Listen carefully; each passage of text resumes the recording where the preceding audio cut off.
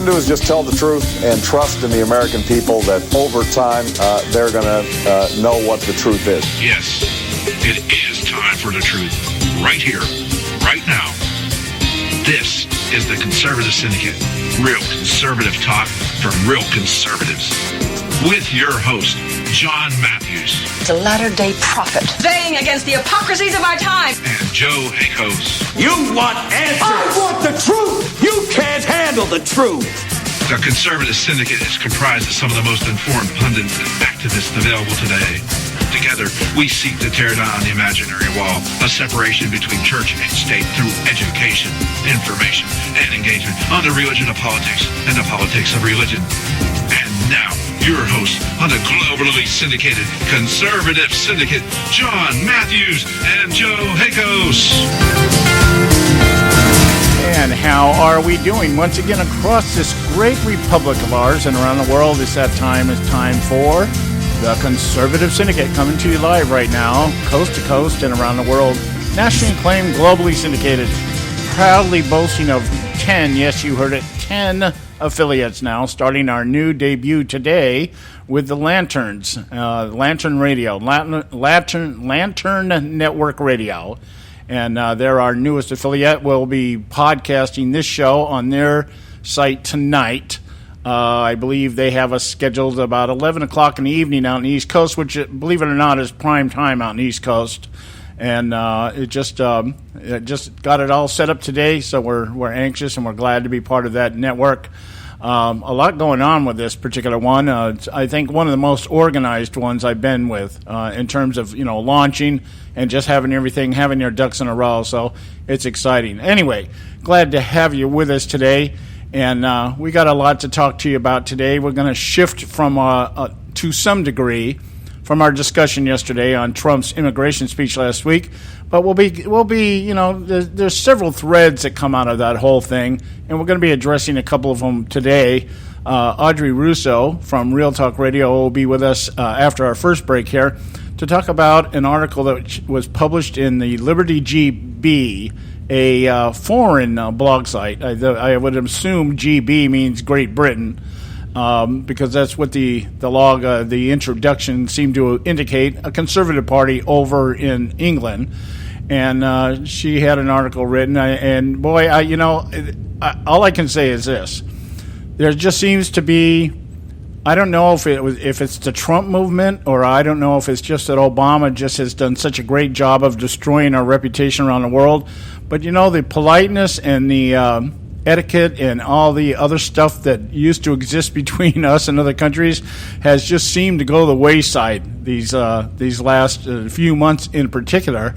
And you're gonna get a taste of that when we talk with Audrey later. And then Don Dix from Act for America will come on the second hour and continue his discussion between the relationship between Hillary Clinton, Huma Abedin, and the Muslim Brotherhood, which I guess stretches back as far as Bill Clinton's immigration plan and platform, which, strangely enough, eerily enough, seems to be the exact thing that Donald Trump is talking about. In fact, I was hearing some clips today about Hillary Clinton back as far as 2006, echoing the same thing that Donald Trump is saying today about illegal immigration, about Mexico sending the worst of their people up here and overcrowding the cities and taking advantage of our benefits. That's 2006. That's not that long ago. So, you can't fall back on that, well, that was then, this is now kind of stuff. So that's what we're going to do today. Having done all that, let me get my partner in crime on here. How you doing today, Joe? I'm much better than Hillary is. I can actually talk without coughing up a lung or anything else. That interrupts an impromptu gaggle fest inside Hill Force One, as they call that jet of hers.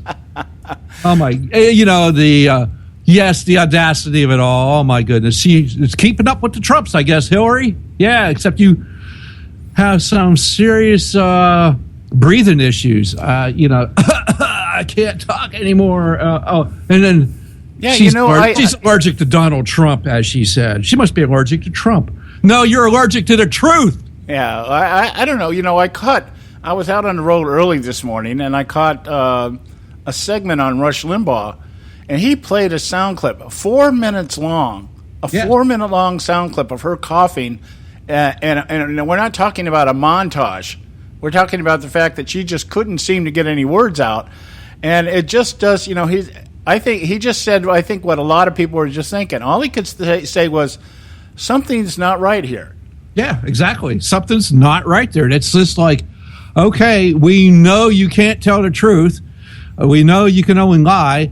But she can't even be honest with herself. That's the amazing thing. Yeah, and it really makes me wonder. See, when stuff like this happens, I get these. I don't know. Maybe I've just been a conservative for too long. Maybe I've been on the radio now for too long. But I just start getting these little impressions in the back of my head, and I guess other people might refer to them as conspiracies. But I refuse to call them that until I see some type of documentation or some evidence that points to that, in that direction. But I just can't help but think I was thinking, this is the weirdest thoughts this morning. I was thinking as I was listening to this, I was thinking, what if the plan is actually the idea of upsetting the election process altogether? A way of circumventing, a way of just bringing chaos, because that's everything that the Obama administration has been about, is circumventing, upsetting, bringing chaos, challenging Congress, challenging the Constitution, everything else. Well, I don't think it would be beyond that our September or October surprise is that all of a sudden we find out that this woman has lung cancer or something, and now what are we going to do? What are we going to how is this going to affect it? We can't have an election. We can't have it because we don't have anybody running. Sure we can. We can have an election. Oh, I understand that. I'm talking about how Hillary Clinton has to be the candidate to have an election. Yeah, I'm just saying I could see the left trying to put that narrative out there. Oh, yeah, I can see it, too. Speaking of elections, the Germans just had an election on over the weekend, and Angela Merkel's little party lost big time. So I guess the Muslim immigration problem she created in her own country has come home to roost. Now she has big-time difficulties. Yeah, and it's even funny, not funny, ha-ha funny, but funny like, what the hell are you thinking funny, is she is still standing her ground on this immigration thing. She has not backed off of it one bit. She's still out there telling people that this is our obligation, this is what we should do, and other people should be doing it too. Well, here's what she said. This was, I think, today. She goes, I am very unhappy with the outcome of the elections, she told the press at a Hyatt hotel. And the chancellor did not saying, of course, this has to do with the refugee policy. Duh! And then she goes on to say, the task is now to work hard to regain trust. That probably that we can solve the problems, and not only related to refugees. Oh my goodness, Angela, do you think you have a trust issue? Do you think your people no longer want you to govern them? Oh gee, I don't know, Angela. You and your globalist friends said, the heck with you citizens. We want these other people to be the chosen people. Yeah. We want them over you. And now those people said, we don't want you at all. Yeah, well, maybe she should be running on the ticket with Hillary. They could both just combine and just work on this. We got to get this treasure, and that's liberal speak for. We got to figure out how to repackage our thing here and resell it. We didn't brand it the right way, and that's Joe Biden would say. It's complicated. It's complicated, yes, and I was thinking, as I said earlier, this whole idea that what's taking place right now throughout the world, especially in relations to immigration and terrorism, the relationship between the two of them, is that there's the United States is not being looked at with very much respect. I got something here I'm going to comment here just shortly, briefly, after we get back from the break. But Rodrigo Duterte over in the Philippines, I've been watching this guy because I'm not really going to come out and say that I think it's great that he's the president over there. Because there are some things, some indicators that I see some tyrannical traits in this guy. But I also see what I do like about him is his outlandish and the fact that Obama addressed his comment, calling him an SOB.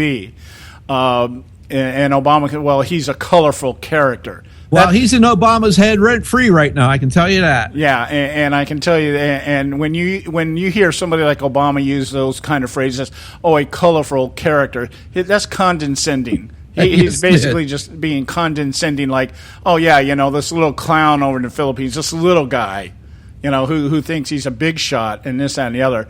But Duterte, he was making some comments about when was the United States going to apologize for colonizing the Philippines and stuff like that. See, that's the tyrannical slant. Well, that's the kind of attitude we can expect from these governments over there in that part of the world when and if the TTP ever been ratified, because those particular people had the same amount of weight and carry the same amount of power as our own country does. Yeah. And then the Chinese diplomats over there getting ready to, I guess, film a sequel to another Bruce Lee movie over there, wanting to, chop over there, that kind of thing, over carpets and ladders and things like that. So it's just a sign of the times that people don't really give a damn about Barack Obama, and maybe a lot more think he's an SOB than want to admit it. So yeah, well, they're disrespecting the American leader because they're disrespecting America, because that's what Barack Obama has brought us to. Let's just face it. That's it. Okay. All right. Well, look, we got to go to a break here. When we come back, we'll get into today's festivities. Stay with us right here at the Conservative Syndicate. Don't go away. A healthy attitude toward politics will always be relentlessly cynical. TheConservativeSyndicate.net, doing our part to keep America healthy.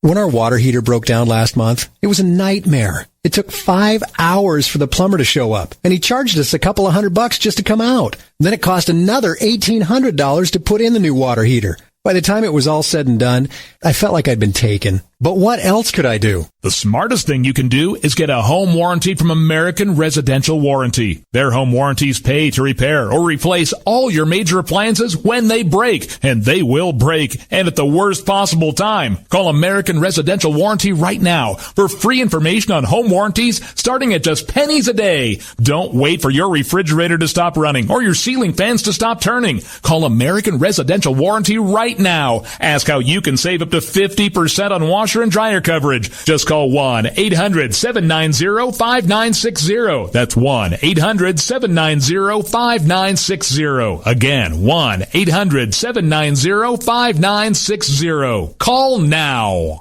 Limited time offer, 24-month commitment and credit qualification required. Cancellation fee, auto pay, and paperless billing and other restrictions apply. If you can't see the difference, why pay the difference? Switch to Dish for the best deal in entertainment. Only Dish brings you the best in entertainment for less than $20 a month. Cut the cable and don't get directed. Switch to Dish, because at just $19.99, Dish saves you every time you turn on the TV. It's so simple. The same channels cost less with Dish. So since you can't see the difference, don't pay the difference. Switch to Dish for the best deal in entertainment. Get premium movie channels free for 3 months, starting at just $19.99. Dish saves you every time you turn on the TV. Call now to save with Dish. Dial 1-800-600-1645. That's 1-800-600-1645. The same channels for less than $20 a month. Dish. Call 1-800-600-1645 for details. Hey folks, if you're like me, you don't place a whole lot of trust in today's media for the real truth and facts regarding the volatile world of finance and politics.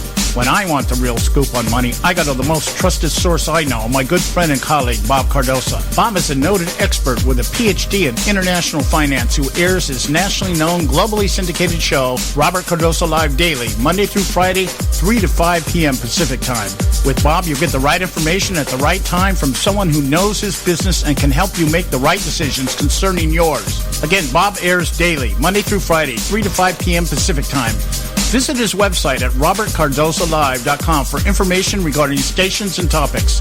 That's robertcardosolive.com. Check Bob out. You'll be glad you did.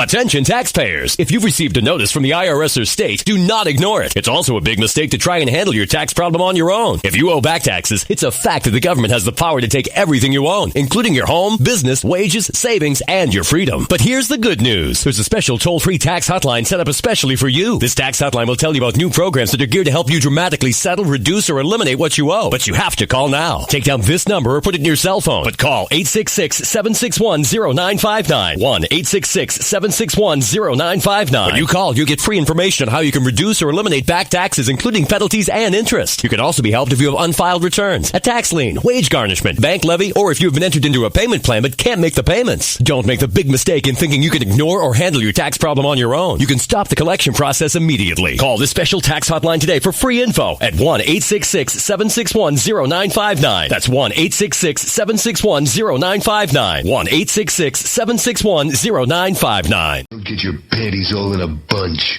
TheConservativeSyndicate.net.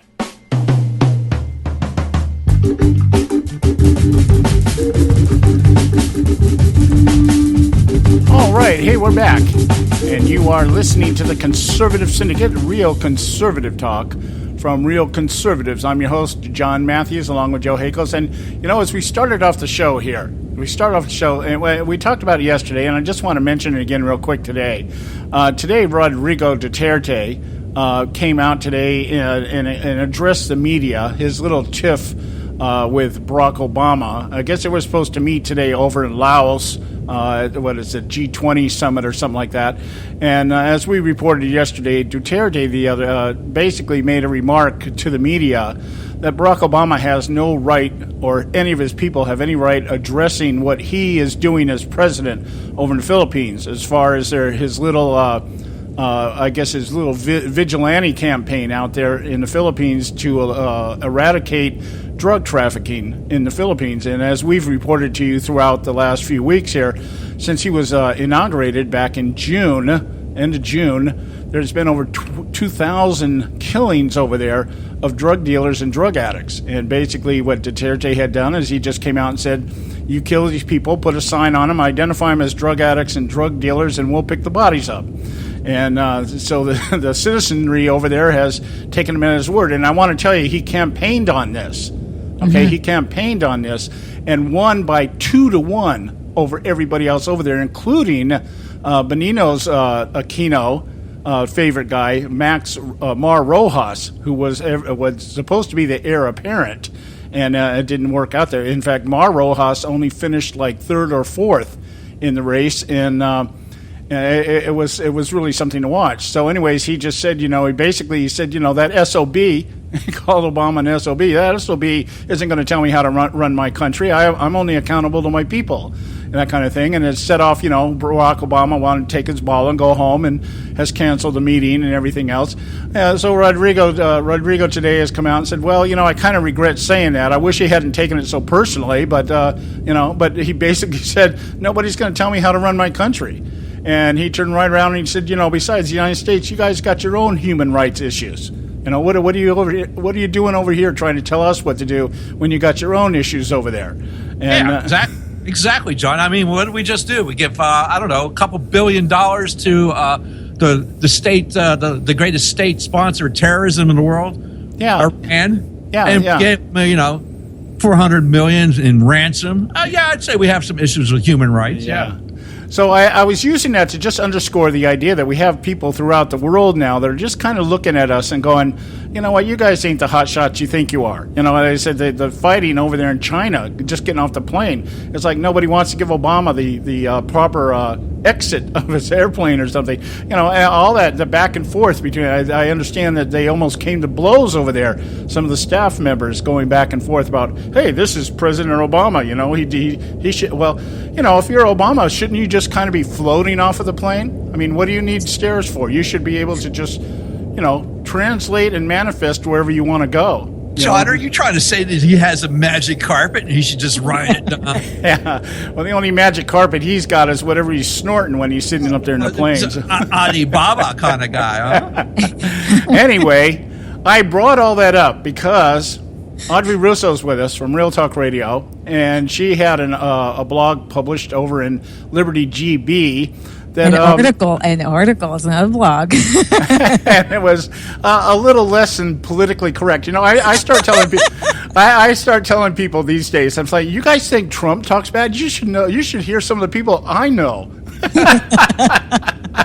Well, if people bother, the ones that made stupid comments about it, it got shared more than, no, I can't say that. But I mean, it was mentioned more than any article ever. It was provocative. The idea was, when I looked at what she had done, that came to mind. I thought. Well, I was thinking when I first read this, Audrey, I was thinking years ago when I first started on radio, back in 2008. I started in 2007, but about 2009, and I was getting pretty cocky by that time. The people I was at the studio thought I was kind of, hot and everything else. I was a legend in my own mind by then. And I remember doing my very first, it was right after Obama got elected, and Eric Holder came out and made this challenge about talking about racism. And so I took him up on it.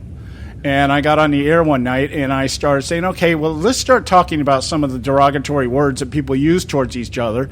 And in the process of that, I used the N-word, but I didn't use it to, designate it to anybody. I was using it as, what does it mean? How did it originate? And what does it mean? And so I said the word. And I got off the air, and the station manager comes flying into the office. She had been out to lunch, and she comes flying in the office. And she goes, "What in the hell did you say?" And I go, "What do you mean?" She goes, "My phone has been ringing like crazy." And I'm going, "What are you talking about?" She goes, "Did you use the N-word?" And I'm like, well, "Yeah." And she said, "Well, you can't do that." And I said, "Well, I wasn't calling anybody that. I wasn't referring to it. I also used the word cracker, and I used redneck, and I used, other wetback and taco bender. I was just talking about how these words all originated. You can't use that word." Like, oh, really? Okay. Well, actually, you can. It's just that they don't, they don't allow it. It's like, ooh, don't touch this kryptonite.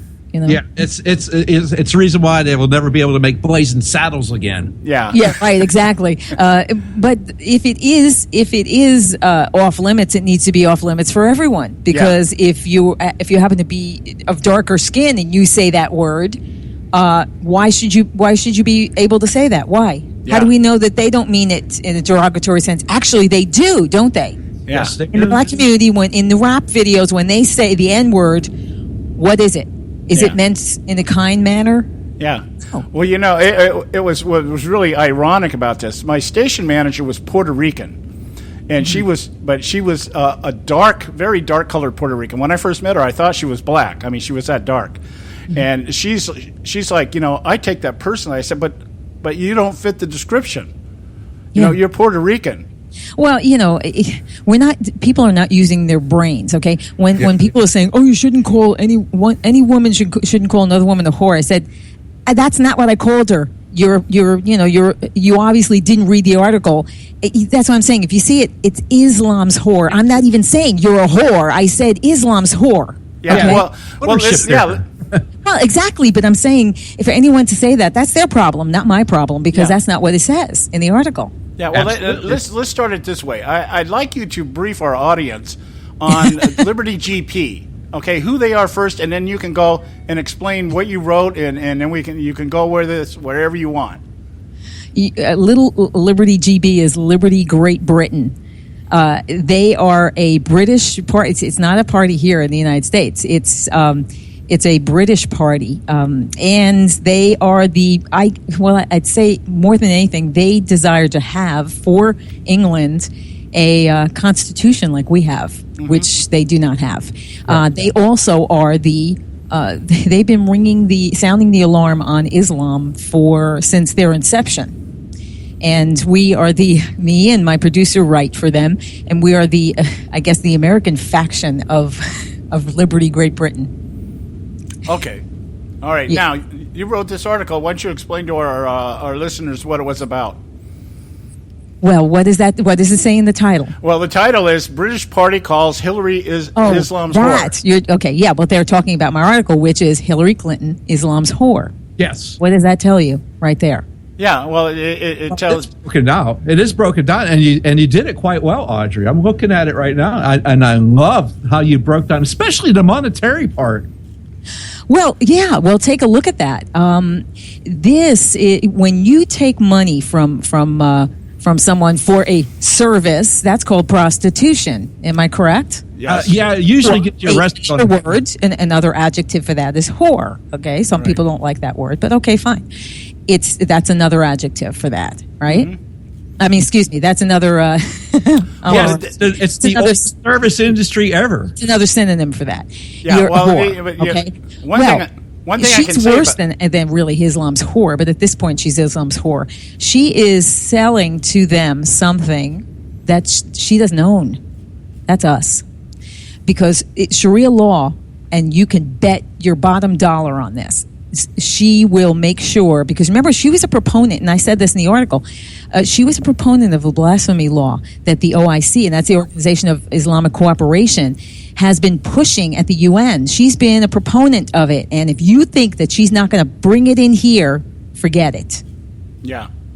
Yeah. You're deceiving yourself, because it is going to happen. See, she, if God forbid she got in, she will try to do what Obama did with executive orders. Mm-hmm.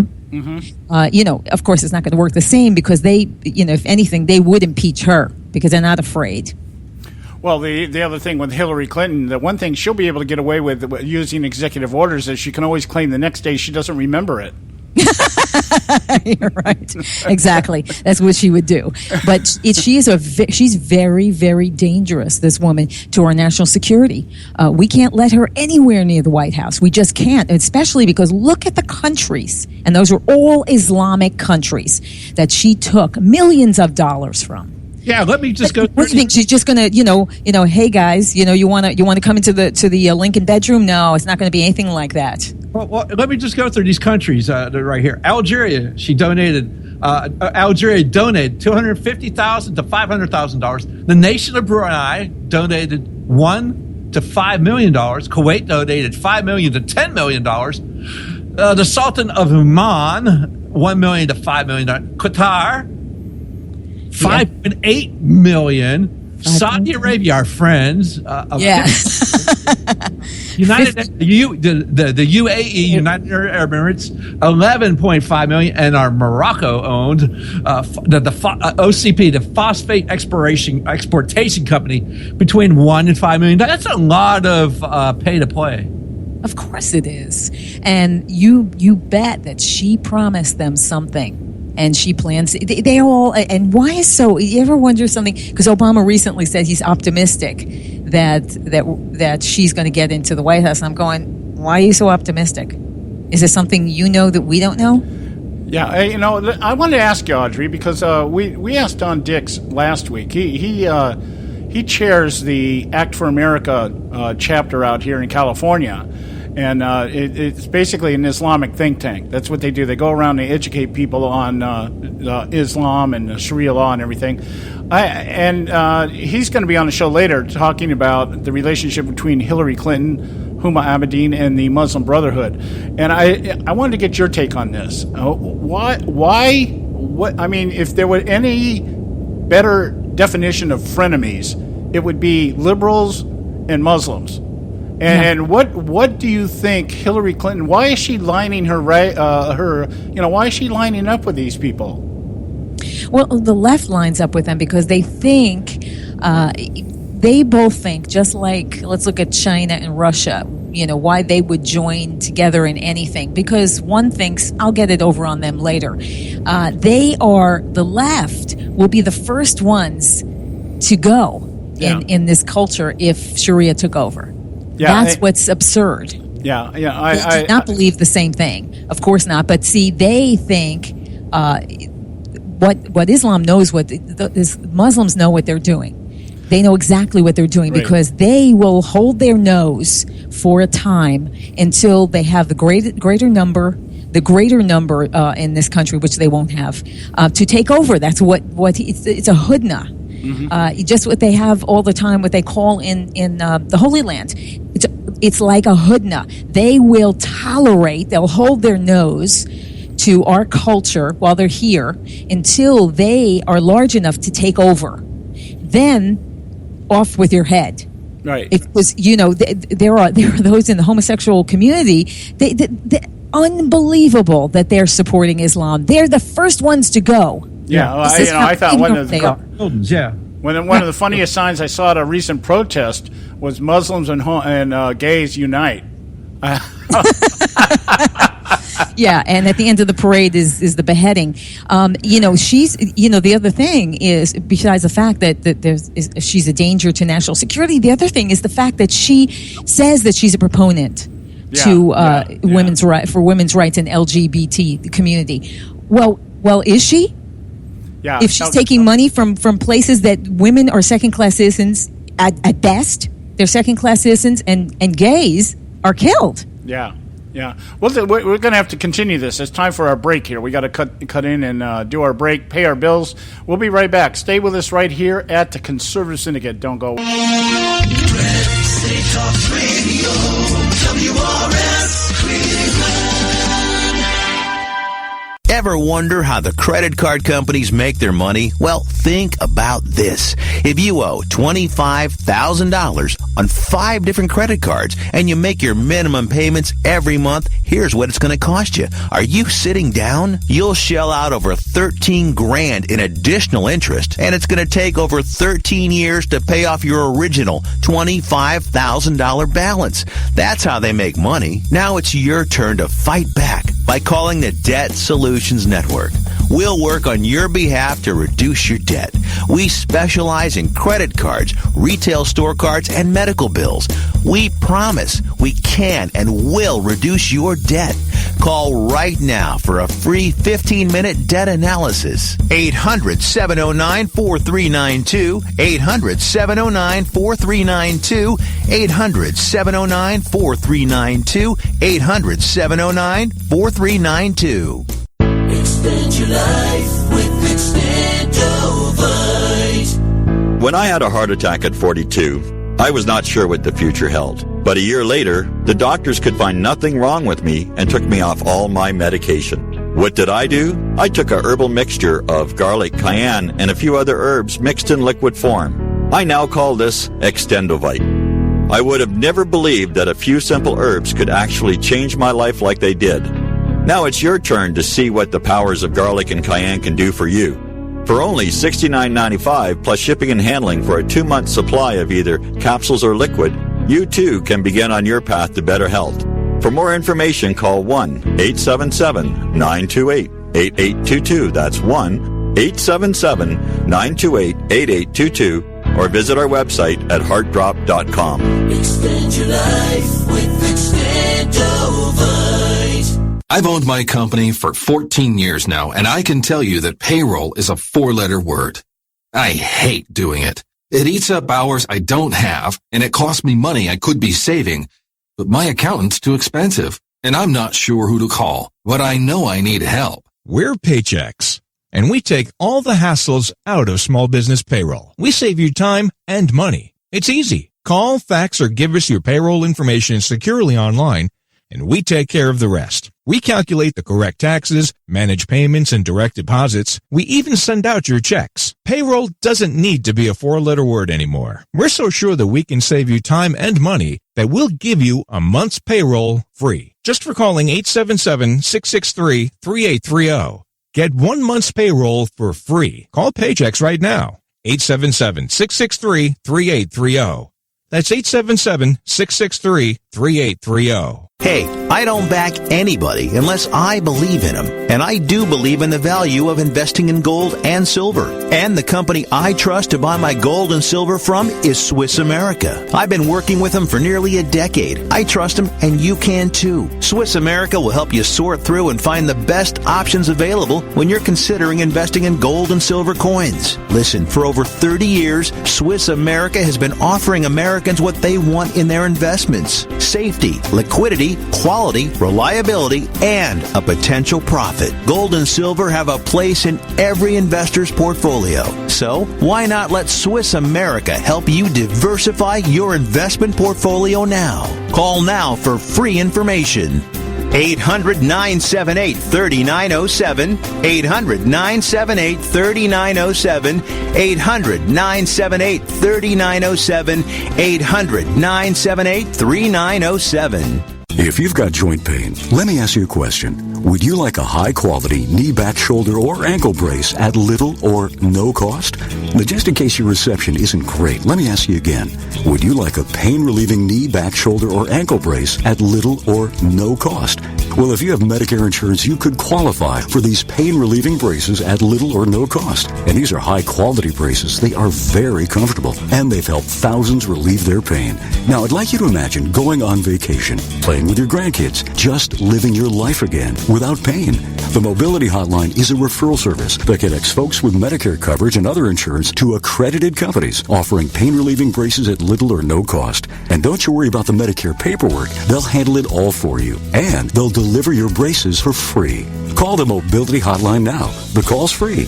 1-800-557-6150. 1-800-557-6150. 1-800-557-6150. Get your panties all in a bunch. TheConservativeSyndicate.net.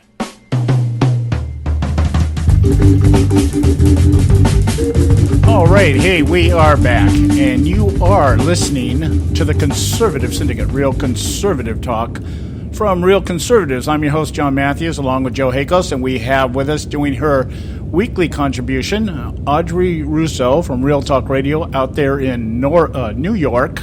Let's say the eastern version of California. And, yes. It's just that we're the right.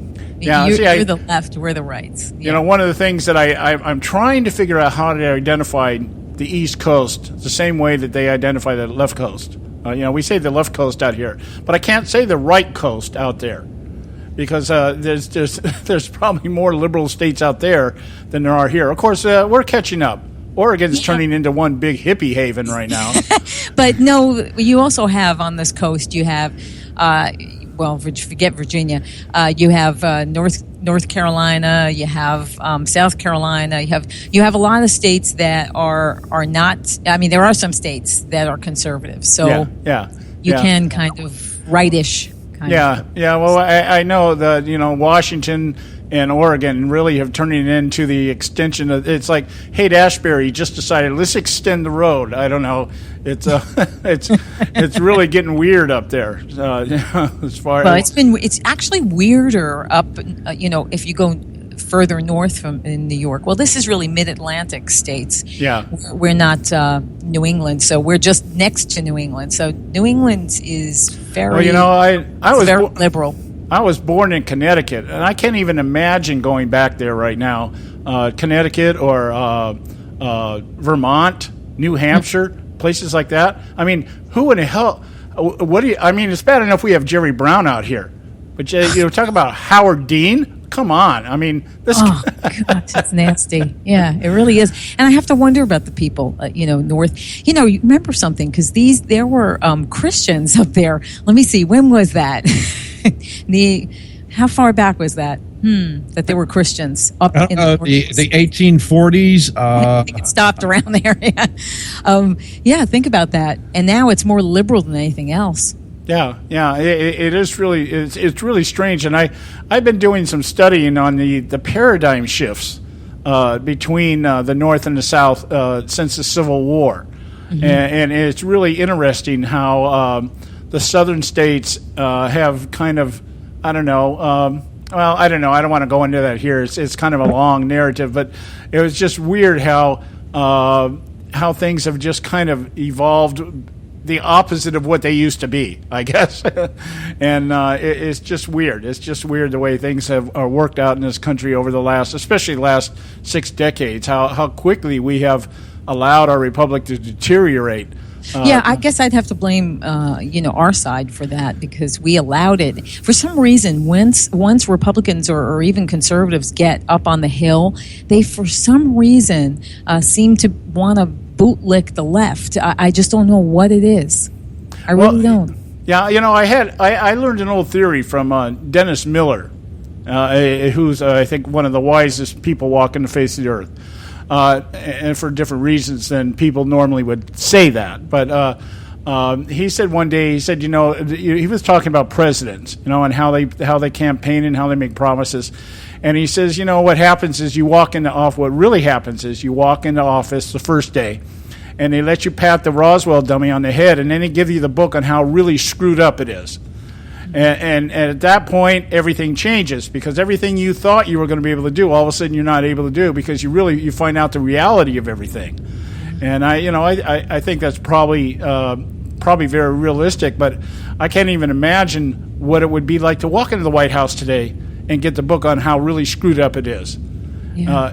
One, I don't think anybody would know how to read it. It's gotten that bad. So now that's why there's so much hatred for an outsider like Trump, because it's not going to be the same old. And remember, they've taken years to make that machine up there on the Hill, and they're all patting each other on the back. Doesn't matter what side they're on. Once they're up there for a while, they start to kind of blend in. Yeah. And basically do the same thing as those that have been up there for a long time, which is absolutely nothing. Well, let me get your opinion on this, Audrey, because I think your article here, we may have already exhausted that. I don't want to get you put on the terrorist watch list for continuing to talk about this. But I like to speculate at this point in the game, because I have no idea how this thing is going to turn out. And the idea here that if Hillary Clinton gets elected, then it's pretty much going to be business as usual. Congress is going to be around, and they're going to talk about how they want to be limited government and how they're going to, stop Hillary Clinton, but they're not really going to do anything about it. I'm curious to get your idea on how you think Congress is going to deal with having somebody like Donald Trump in the White House. Well, they're going to have to deal with it. Perhaps it will begin to give a backbone to some on our side, on the right side of the aisle. They will have somebody that is not going to play the game, and they'd have to actually do what they were sent up on the Hill to do by their constituents. So we'll see what happens. But it's going to be difficult for them. Of course, you're going to have the whiny crybabies on the left, constantly throwing. They're going to have to be very careful once he's president, because remember, anytime anybody said anything derogatory about Obama, they went, apoplectic. Now what happens now when he's president? What are they going to do? They're going to call him a racist? Yes. They got a real problem if they do that while he's president. Yeah. Well, they're going to do it. They're going to do it. Yeah. They're going to try to do it, but they're going to have. It's one thing when he's a candidate. It's another thing when he's president. Well, they called George W. Bush when he was. They called him Hitler, for crying out loud. Yeah. Yeah. Well, they had their little minions do that. They wouldn't say it themselves, and they're not going to be able to say that. They know that, so they're getting everybody to say it now. So they figure they'll keep him out, but he's not a racist, and so it's not going to stick. No, it's exactly right. I mean, how can you have a multi-billion-dollar corporation and do all the business he did if you were a racist? You would have heard about this kind of crap a long time ago. Yeah. There is no proof. They're just saying that because of his immigration policy, which, oh my gosh, let me see. It's already been on the books for how many years now? And it's not racist. It's to protect the American people. Don't we deserve to be protected? Let me ask you that. And as we pointed out last night, John found out did the Bill Clinton State of the Union address, and it was Bill Clinton saying the same thing Donald Trump was. Yeah, in fact, let me play that clip for Audrey. I want to get your take on this, Audrey. We covered in depth yesterday. We spent almost the entire show going through what we refer to as Donald Trump's 10 Commandments on immigration, and we compared them to some of the things that Barbara Jordan was doing when she was appointed by Bill Clinton in 1995 to do what? Deal with immigration reform. I want to play you this clip, and then we'll get your comment on it after the break, because it'll probably be break by the time we finish it. But I want to get your take on this. This is Bill Clinton in 1995, State of the Union message. All Americans, not only in the states most heavily affected, but in every place in this country, are rightly disturbed by the large numbers of illegal aliens entering our country. The jobs they hold might otherwise be held by citizens or legal immigrants. The public service they use impose burdens on our taxpayers. That's why our administration has moved aggressively to secure our borders more, by hiring a record number of new border guards, by deporting twice as many criminal aliens as ever before, by cracking down on illegal hiring, by barring welfare benefits to illegal aliens. In the budget I will present to you, we will try to do more to speed the deportation of illegal aliens who are arrested for crimes to better identify illegal aliens in the workplace as recommended by the commission headed by former Congresswoman Barbara Jordan. We are a nation of immigrants, but we are also a nation of laws. It is wrong and ultimately self-defeating for a nation of immigrants to permit the kind of abuse of our immigration laws we have seen in recent years, and we must do more to stop it.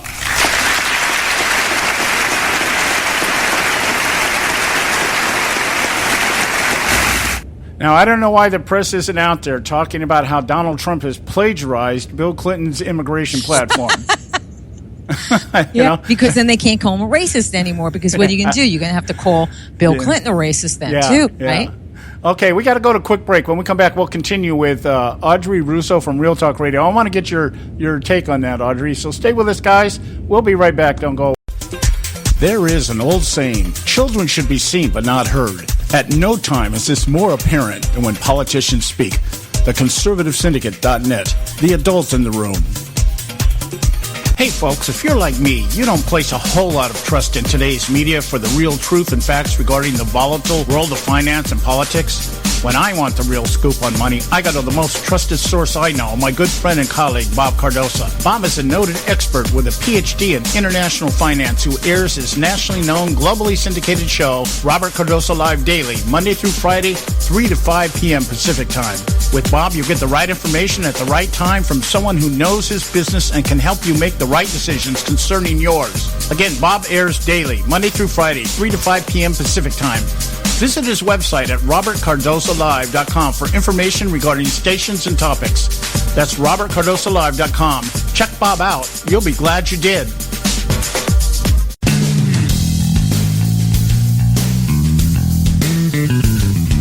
History affirms a vibrant civil society thrives on freedom of conscience, religion, and choice.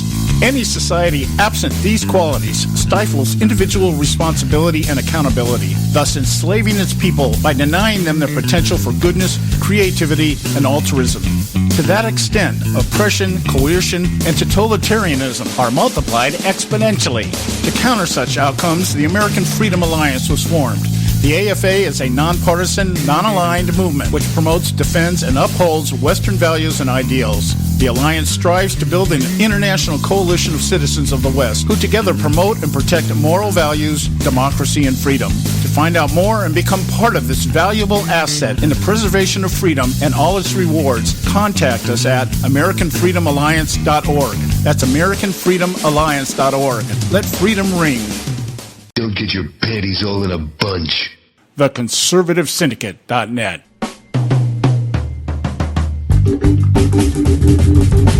All right, hey, we're back, and you are listening to the Conservative Syndicate. And if you think you're listening to something else and you want to turn that out, don't do it. Don't do it. You're here by divine design. Believe me, I know, okay? I'm your host, John Matthews. Along with Joe Hakos, we've got Audrey Russo from Real Talk Radio doing her weekly contribution to the show. And I played this clip. This was a clip taken from Bill Clinton's 1995 State of the Union message, which he got, by the way, got a bipartisan standing ovation for talking about the need to reform immigration. We have been contending on this show for as long as I've been around now. That the immigration issue is one of those issues that is what I call recyclable. It's like every election cycle or whenever they need something to talk about to detract or distract from something else that's more relevant, the immigration comes up. And so I wanted to get your take. Don't you think that maybe CNN should be doing out there, lodging on Twitter world plagiarism charges against Donald Trump? Or, no, of course he won't do that, because you bring attention to the fact that he's just repeating and reiterating what Bill Clinton said. So, and that's one of the few times you'll ever hear me say that Bill Clinton was correct in that clip. Yeah, and we were listening to clips today of Hillary Clinton back in 2006 saying the exact same thing. Yeah. So, when it comes to them, they're political ideologues. Obama's an ideologue. They're political opportunists, and will say, obviously, as you can see, will say anything to get what they want at the moment, whatever's expedient. And back then, it was for him to say that. Yeah, and we talked about on this show also he was the one that introduced the legislation in 1994 that actually is responsible for the increase of blacks in our prison system today. I'm not surprised. He has hurt the black community more than any president since, I guess, Lyndon Johnson. He's a fiend, and he's a poser. He was never going to help the black community. We knew that because from my guest, Dr. Peter Hammond, who's done a lot of research on this, he is not the black of the slaves. The half black, remember, he's half cracker. He's the black half is not. It's the black of the slave traders, right? Not the slaves. So that's why he has an aversion to anything that would actually help the black community, because in Islam, of course, the word for black is abed, which means slave. Right. Well, I know we had, I believe her name is Clara Moore, I believe, an author. She wrote a book on black conservatism, the relevance of black conservatism, and she was on the show here, and I was really surprised when I asked her about Barack Obama, and she said Barack Obama's not black. And I go, what do you mean? She goes, he has no history whatsoever as a black man. And he was raised by white people. He went to white schools. He received preferential treatment through the systems. Everything else. There's nothing about him except the fact that, he looks black, but he has no black history. Therefore, he's not black. I thought, no, I never had really looked at it that way before. On one last note here, Audrey, in the time we got left with you, because I know we're kind of dancing around here, but Joe and I have been talking lately, and I think it's really starting to reverberate through media, actually, the apparent problems with Hillary's health, and nobody seems to know what it is, but there seems to be something definitely not on kilter. There's something out there going on. And at first I thought her absence from the mainstream media was actually a deliberate tactic, because the less that she talks, the less damning she is. But it seems like there seems to be a combination of either her personality sucks and her health is an issue right now. Have you been watching that at all? Yeah, I have been watching it. There's definitely something wrong with her, and she's being very guarded, especially what we see. And what we see is bad. And a lot of the doctors that are in the media are left just guessing by, apparently the symptoms of certain things. But there's definitely something wrong with her. Yeah, we have a right to know that as the American people. If she is vying for the presidency, she needs to tell us what the condition of her health is. Very simply, there's something wrong. There's something really wrong. I don't know what the coughing fits are all about, but that last one was a whopper. Oh, yeah. And I don't believe she's a smoker. No. Maybe happy smoke, but I don't think. So the bottom line is Audrey Russo would like Hillary Clinton to be honest with the American people. Is that what you're trying to tell me? Yeah, I know it would be a first in her life, but I don't think she's going to do it, because I'm not sure if she knows what being the truth is. I don't think she knows what it is. Yeah, Joe was pointing out earlier that she's lying to herself right now. Yeah. If she's allergic to anything, it is the truth. Yeah. Well, when she made that statement after that hacking, I mean, she was hacking away with that cough for what, 5 minutes or something? Yeah. And then she says, and then she tried to make a joke out of it, but nobody coughs if they're allergic. They sneeze. So that didn't cut it. Well, one thing I'll tell you this. One thing I noticed, I was listening to that clip this morning. It was over 4 minutes long. And one of the things that I noticed, you could identify who the plants are in the audience. Okay, because they're the ones that they're still trying to cheer. They're still trying to, act uplifting and everything else, while everybody else is sitting there probably looking at each other going, what's wrong with this woman? What's going on here, Hey, Bob, she sounds like you in the middle of the night, that kind of stuff. And I can, imagine her getting that 3 o'clock call in the morning and, wait a minute, and spending 3 minutes. Yeah. It's kind of distressing. It is not something that we should have to put, we as the American people should have to worry about. This is just not right. Among other things, not right. This is another one that's not right. Yeah. Yeah, besides all of her criminality, we also have a right to know whether someone is going to keel over and die, because then whoever her vice president, gosh, you don't want him. Do you want Kane in there? Yeah, we were just talking about that. What happens? She gets elected and she either ends up in jail or she ends up in a hospital, and we end up with Tim Kaine as the president. Yeah, well, he's an utter puppet. He's an uber puppet. Oh, yeah, so, yeah. Maybe they're doing that for that reason, because I kept saying, why did she pick him? Yeah. Why? There had to be a reason. Why did they pick him? Well, he's a puppet, man. Well, John Kasich wasn't available, so... Yeah, that was the other puppet, right? He's a puppet for... John McCain is too old. No, he's busy. All right, Audrey. Hey, we're out of time. I want to give you time to push your show. Who do you got coming on this week? Okay, I got comedian Mike Fine, and I have, now you guys remember Steve Camp. I've had him on before. The singer, Christian singer. Come on, you guys are old enough. Steve Camp is on. I'm sorry, did you say Mike Chapman? No, Steve Camp. But now one of my faves. I've got several his CDs actually. Pat Boone is on. Oh wow! Yeah. Is he still alive? Hey, watch it. Yes, of course he's still alive. He's came out with a CD, and he wrote some songs in favor of the police. Pat Boone is. You mean Sting? What? No. So, bidding bang boom. That was funny. He's. It's a great. All right. So and we want our listeners to know you. I'm sorry. Go ahead, Audrey. Yeah. Don't you gotta catch this, because he's also going to talk about Trump. Okay. All right. So you guys, you got to check out Audrey's show. You just go to audreyrusso.com and you can pick it up there. And are you still on Blog Talk? No, not there. Good girl. Spreaker, or everything else with W. Have to go through the stations. Just go to audreyrusso.com. You'll see the stations on the right side, and also Red Nation Rising. Yeah, I like the little thing you put at the end of your blurbs all the time. Come hang with us. Yeah, well, he said, right? Yeah, right? Okay. He says, we'll either hang separately or hang together or hang separately. So come hang with us. I love it. All right, my dear. I appreciate you taking time out of your day to come on. My pleasure, always. Yeah. We love having you on the show, and keep it up, man. You're kind of like the bright spot in the week for us here, because Joe and I normally we're dealing with all the guys, but you come on. I love your laugh. Your laugh is very trained. Yes, really?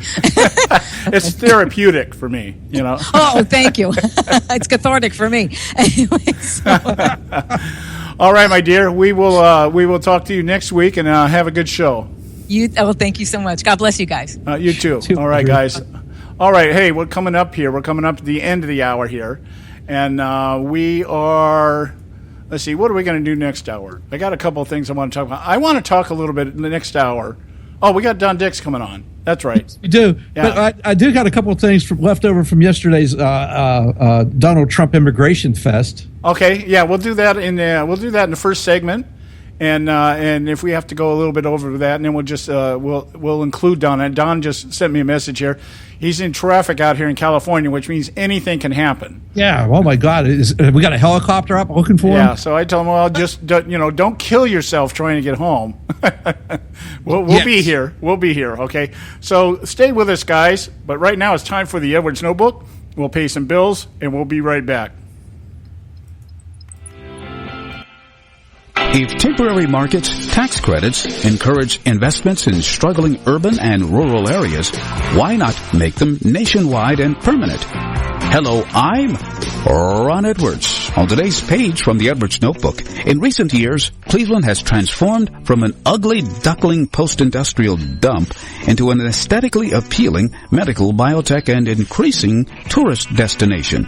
That came about through good planning and new markets tax credits for numerous building projects, both downtown and throughout the city.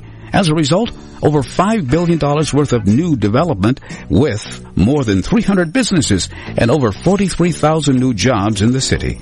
When one compares that with Detroit, And Gary, Indiana, where a limited amount of redevelopment has occurred, but not enough to yet put a dent in those cities' overall aesthetic appearance, it would seem that by now, Obama's progressive approach to American economics, while Congress has sat idly by and watched, does not and will not eliminate our nation's economic doldrums. Cleveland's example of creating an environment for economic development via tax credits should be made permanent and nationwide. I'm Ron Edwards. Blowing away the myths and revealing the truth. You can continue to blow away the myths with Ron Edwards on Facebook, Twitter, and the Ron Edwards. A healthy attitude toward politics will always be relentlessly cynical. The Conservative Syndicate.net, doing our part to keep America healthy.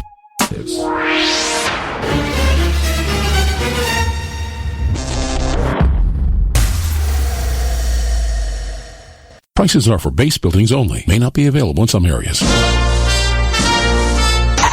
Attention business owners, do you want a stimulus package that really works? Before you spend thousands of dollars more than you should on your next building project, listen to this. General Steel has a stimulus package designed to help you save as much as half the cost of conventional construction on your next building. As much as half. That's right, General Steel can save you thousands of dollars with a pre-engineered steel building designed for your business or church. How about a 50 by 100 foot building for under $30,000? So don't pay thousands more than you should without calling General Steel first and save as much as half the cost and time of conventional construction. With the projected demand for steel in Japan and China, prices may be skyrocketing. 877-927-3360. 877-927-3360. 877-927-3360. Term life insurance. It can be a powerful way to protect your assets and your family. You work hard to earn and save your money to build a nest egg for the future. Don't let it get wiped out because you didn't plan ahead. Take the time now and make a small investment in $500,000 or more in quality term life insurance. Call the Term Lifeline and let us shop the best companies to give you the lowest rates. We specialize in policies of $500,000 and above. Ask about some of our 10 and 20-year fixed rate plans with guaranteed rates. Call the Term Lifeline right now for your free insurance quote. 800-870-3609. 800-870-3609. You owe it to yourself to protect your family and your assets. Make term life insurance part of that plan. Call the Term Lifeline right now. 800-870-3609. 800-870-3609.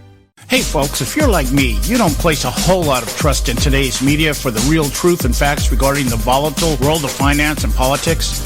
When I want the real scoop on money, I go to the most trusted source I know, my good friend and colleague, Bob Cardoso. Bob is a noted expert with a PhD in international finance who airs his nationally known, globally syndicated show, Robert Cardoso Live Daily, Monday through Friday, 3 to 5 p.m. Pacific Time.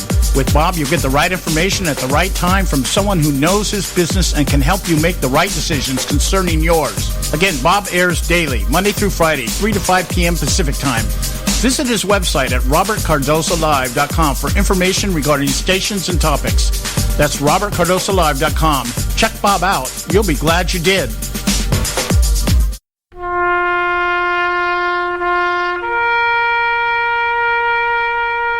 Read something recently worth thinking about.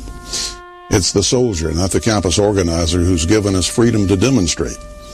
It's the soldier, not the reporter, who's given us freedom of the press. It's the soldier, not the poet, who's given us freedom of speech. It's the soldier who serves under the flag, who defends the protesters' right to burn the flag. Isn't it time now to demonstrate that we support our troops? Were it not for the brave, there'd be no land of the free. Fred Thompson's message was brought to you by citizensunited.org.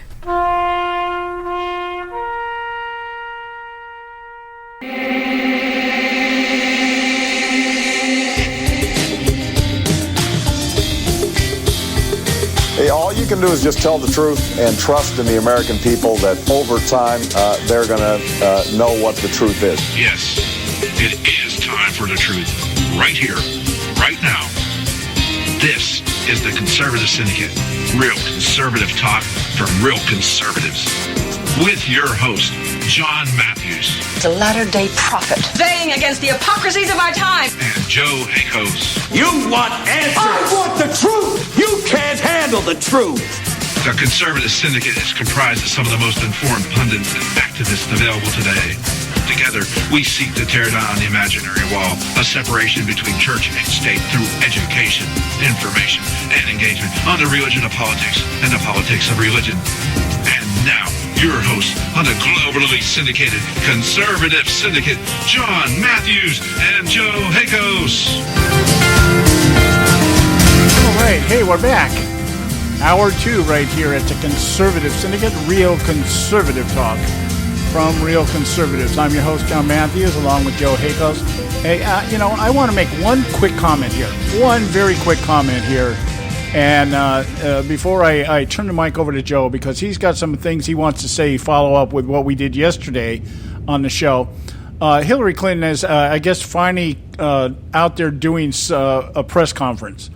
And one of the things that she addressed was this accusation or allegation or belief or whatever it is you want to call it, that the Russians are responsible for the hacking of the DNC servers.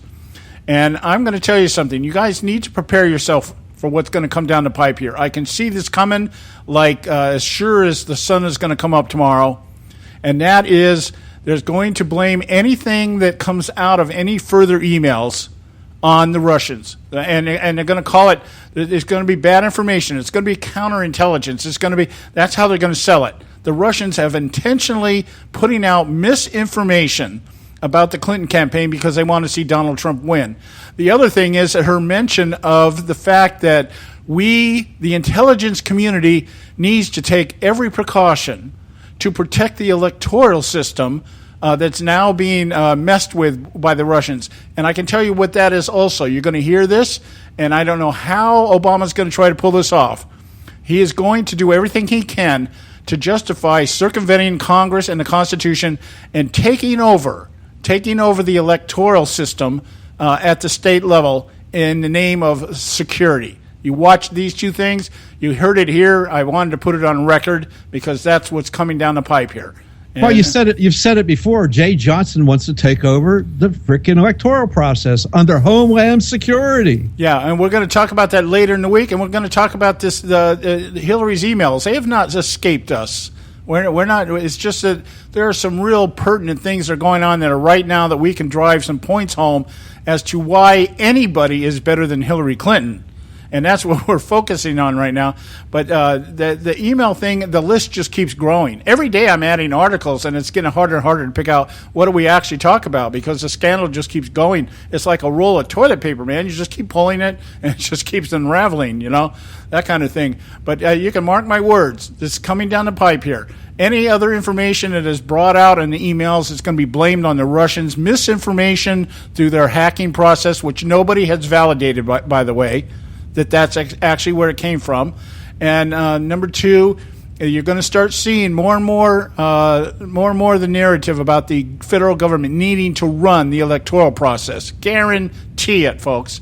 Okay, Joe, the con is yours. Okay, well, speaking of Hillary, Mr. Trump, in his speech the other day in Phoenix, Arizona on immigration, Mr. Trump decided to... as we played the Ten Commandments yesterday, the wall and the catch release, zero tolerance for criminal illegal aliens, to block the sanctuary city funding, cancel the executive orders, et cetera, et cetera. One of the other things Mr. Trump talked about, and we already have some of this, but he's going to increase it.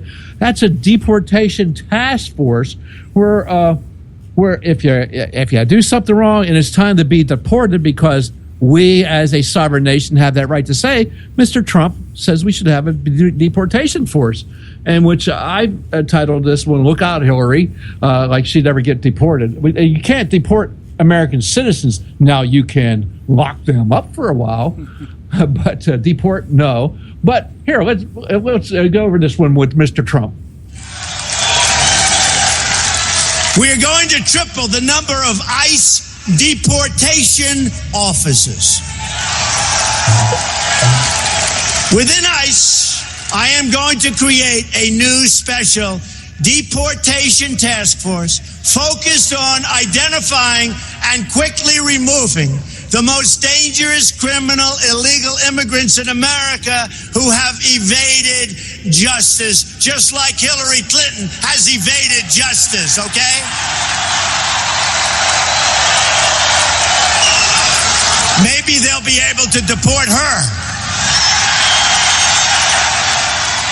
So, if you're out there and we're going to actually start to enforce our immigration laws, I like the fact that, you're in trouble. We're going to have to deport you. If you're due to be deported, then it's damn well time that you do it, because I'm tired of seeing these people drag down on our economy and take jobs away from Americans that deserve to have a job.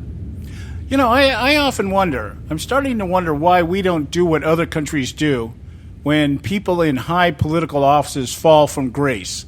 And that is, they send them to exile somewhere. I'm like, why don't we do that? Wow, it'd be wonderful, and then D.C. would be a ghost town.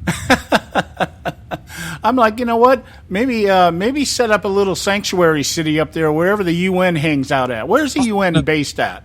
If we're going to send it a sanctuary city anywhere, I think the South Pole would be a good place. Yeah. I was thinking send it to the North Pole, because that's where Santa Claus lives, and I don't want that to happen. Speaking of Santa Claus, I was thinking about Bill Clinton came out the other day about his Clinton Foundation and said that he was like Robin Hood. It's Robin Hood. I didn't steal money from people, but I made people give their money away. Yeah. Yeah, well, Bill, sure you did. Well, I was thinking, what was the old phrase with Robin Hood? He stole from the rich and gave to the poor. Well, Clinton doesn't do that. He steals from the rich and gives to the rich. It's ridiculous. Yeah. Anyhow, so the deportation task force, and then this next one is I don't know. This is the I'm not sure if I played this one yesterday, but this is the idea, and I still heard it today. People are going, Trump is softening on his position on immigration. I really don't think so, and this is realize why I don't think he is really softening on this. Okay. We will break the cycle of amnesty and illegal immigration. We will break the cycle. There will be no amnesty. So that seems pretty clear to me. And this is the best part, I think, right now, too.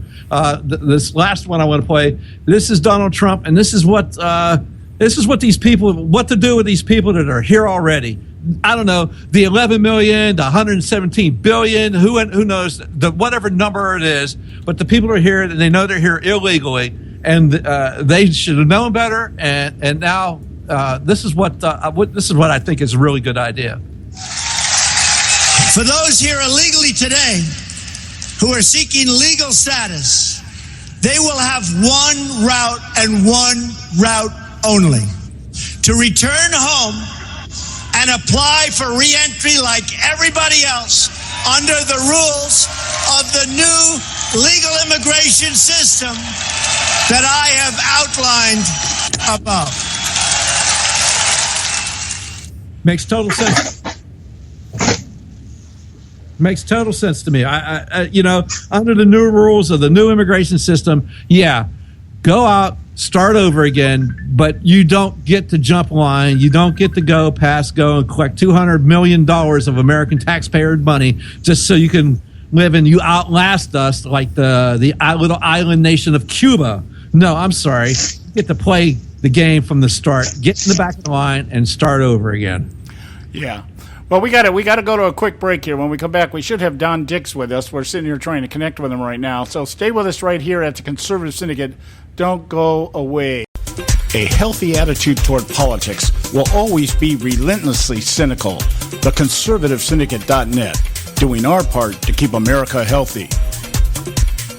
When our water heater broke down last month, it was a nightmare. It took 5 hours for the plumber to show up, and he charged us a couple of $100 just to come out. Then it cost another $1,800 to put in the new water heater. By the time it was all said and done, I felt like I'd been taken. But what else could I do? The smartest thing you can do is get a home warranty from American Residential Warranty. Their home warranties pay to repair or replace all your major appliances when they break, and they will break, and at the worst possible time. Call American Residential Warranty right now for free information on home warranties starting at just pennies a day. Don't wait for your refrigerator to stop running or your ceiling fans to stop turning. Call American Residential Warranty right now. Ask how you can save up to 50% on washer and dryer coverage. Just call 1-800-790-5960. That's 1-800-790-5960. Again, 1-800-790-5960. Call now.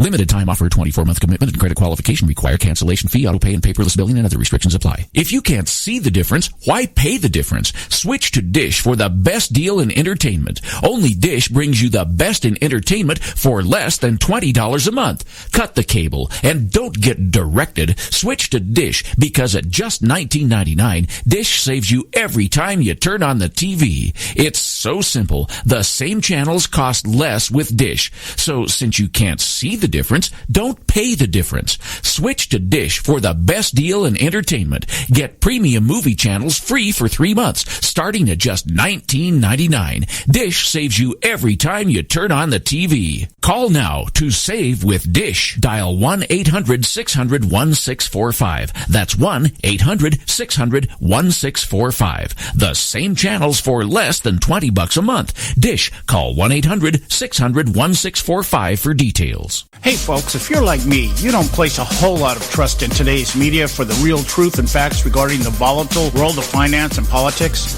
When I want the real scoop on money, I go to the most trusted source I know, my good friend and colleague, Bob Cardoso. Bob is a noted expert with a PhD in international finance who airs his nationally known, globally syndicated show, Robert Cardoso Live Daily, Monday through Friday, 3 to 5 p.m. Pacific Time. With Bob, you get the right information at the right time from someone who knows his business and can help you make the right decisions concerning yours. Again, Bob airs daily, Monday through Friday, 3 to 5 p.m. Pacific Time. Visit his website at robertcardosolive.com for information regarding stations and topics.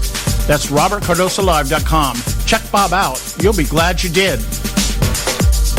Attention taxpayers. If you've received a notice from the IRS or state, do not ignore it. It's also a big mistake to try and handle your tax problem on your own. If you owe back taxes, it's a fact that the government has the power to take everything you own, including your home, business, wages, savings, and your freedom. But here's the good news. There's a special toll-free tax hotline set up especially for you. This tax hotline will tell you about new programs that are geared to help you dramatically settle, reduce, or eliminate what you owe. But you have to call now. Take down this number or put it in your cell phone. But call 866-761-0959. 1-866-761-0959. When you call, you get free information on how you can reduce or eliminate back taxes, including penalties and interest. You can also be helped if you have unfiled returns, a tax lien, wage garnishment, bank levy, or if you've been entered into a payment plan but can't make the payments. Don't make the big mistake in thinking you can ignore or handle your tax problem on your own. You can stop the collection process immediately. Call this special tax hotline today for free info at 1-866-761-0959. That's 1-866-761-0959. 1-866-761-0959. Get your panties all in a bunch.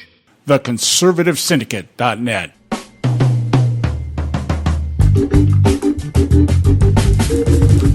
All right, hey, we're back and you're listening to The Conservative Syndicate. We want to encourage you to visit our website, TheConservativeSyndicate.net.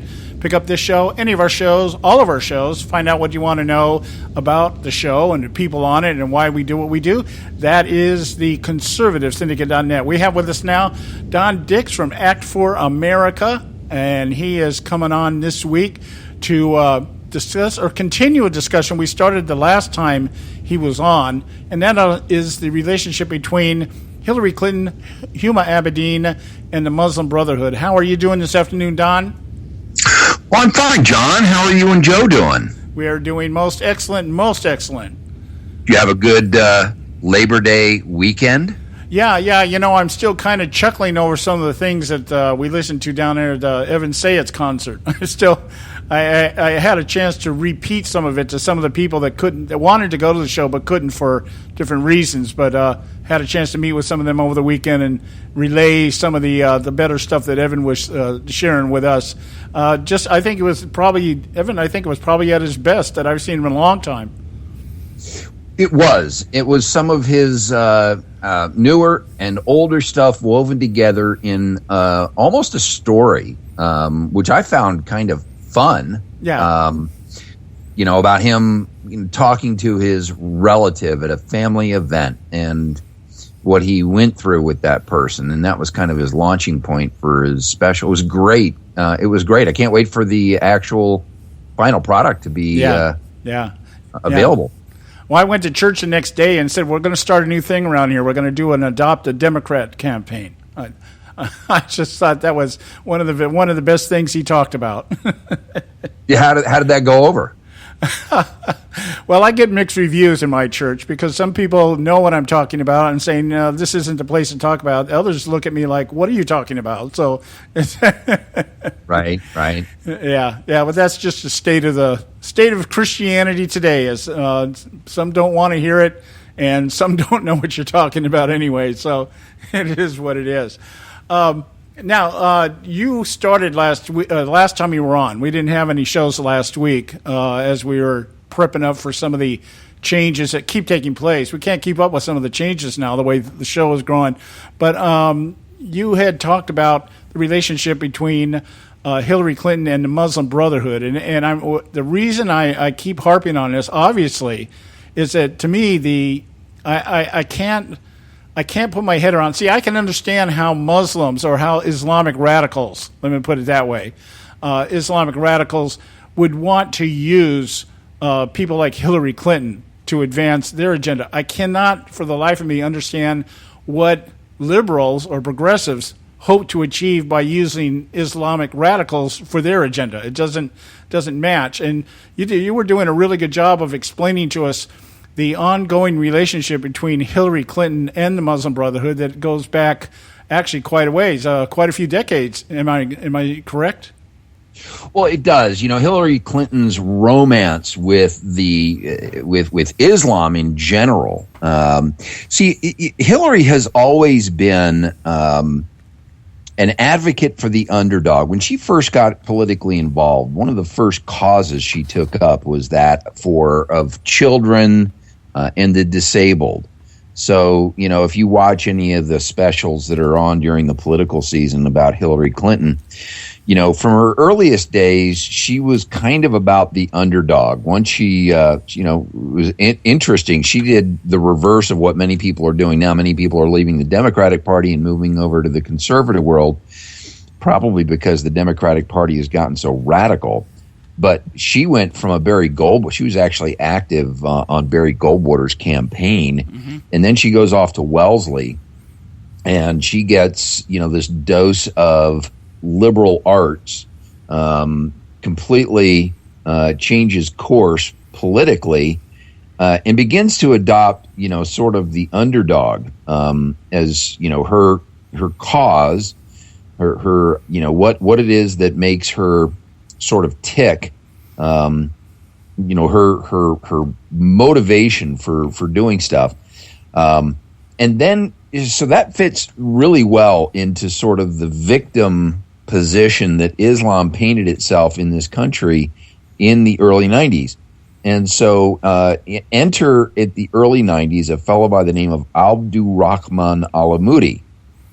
Now, Abdurrahman Alamoudi came to this country in 1979, got active up in the Northeast. He actually founded the Islamic Center of Boston. And that, of course, gained a little bit of notoriety when the Tsarnaev brothers, did their bombing of the Boston Marathon, and that was essentially the mosque that those folks went to.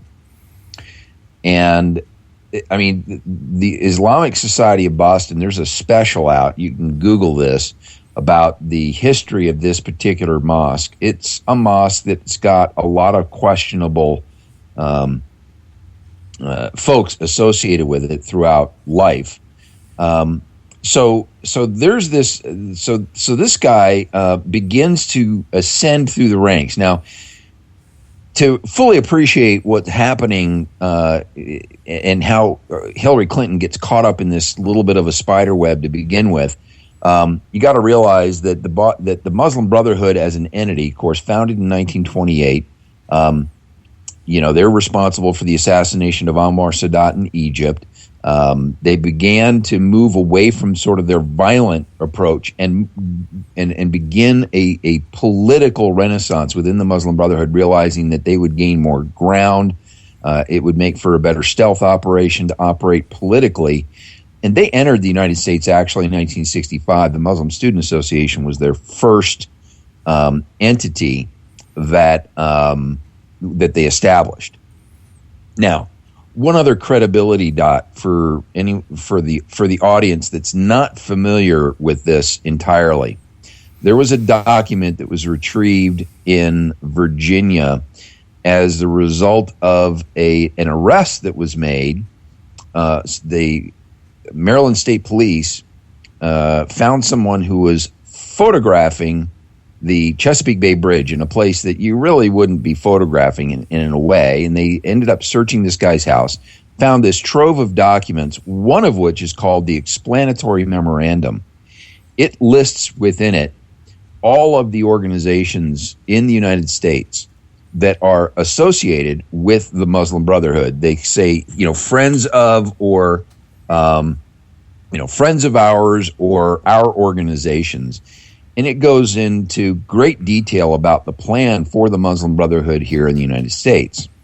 So that's a credibility dot. That piece that was found in this home in Virginia, in the basement of the archivist, essentially the Muslim Brotherhood, was actually entered into a criminal trial called the Holy Land Foundation trial, which ended up with a conviction of 5 individuals, largest terror funding trial in the United States.